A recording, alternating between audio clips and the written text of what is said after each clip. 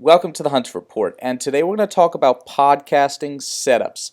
And I'm going to help you get started with the highest quality and the cheapest way to get started. If you go too cheap, everything is going to break on you, and you're just going to be wasting your money. So you really want to get it right on the first time, and let me step you through the ways that you can get started for the cheapest. So super quick review of everything. Your brains of the operation. I'm going to highly push you towards the Zoom H6.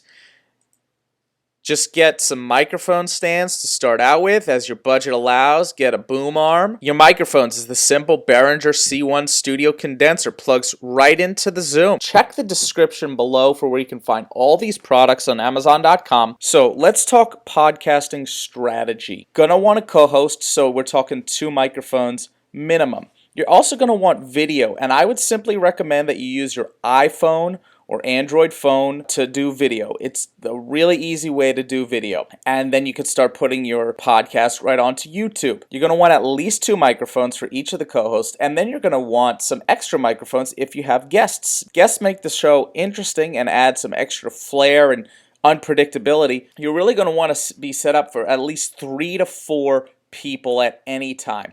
Now, the big question is, do you go with XLR, which is this right here? This is the kind of connection for the microphone, or do you go with a USB microphone? I'm going to steer you towards XLR, and the reason is USB is okay for ease of use and for one person maximum. But it's really sort of a pain to deal with multiple USB microphones. Furthermore, an XLR-based microphone is going to give you the flexibility to record. You don't have to be connected to a computer. And, then you have iPhones versus desktops. So XLR is really the universal microphone standard. And you could just go with a really very high quality XLR microphone for $50 a pop. So for 2 people, you're talking $100, and for 4 people, if you really want to be set up, you're talking $200 for 4 great XLR microphones. And I would recommend this Behringer C1 right here. Now let's talk about the brains of the operation. This is the Zoom H6 6-track recorder. It records to an SD card, and if you're doing an audio-only podcast, then you're just ready to go with some minimal editing if editing is needed, and if you're doing video, then you just sync up the audio to the video. You could even plug this Zoom H6 via the headphone jack right here into an iPhone, as I've recommended that you do, and have everything synced up right away, and then you're recording onto the SD card for the Zoom anyway, so you have that as a backup. But you're going to find out that the least amount of editing you can do, the most setup you can do, is really going to save your time down the road, because you want to be focused on podcasting, on YouTube casting, and as little on production as possible. Now, I recommend the Zoom H6. It's slightly pricey at $400, but it is worth every penny. If you're serious about podcasting, take a look here. There's 4 XLR jacks, and this is so important. And look at this, you get these great audio gain controllers, so you can control the gain if you're talking really loud like I'm doing now. If you have a loud talker, you just control the gain right on the unit. You get the visual display, and you can actually plug 6 units right into this XLR. So you get 4 right on the unit, and then this up here is if you see here, it's an interchangeable slot. So Zoom makes a extra 2 jack. That's this guy right here.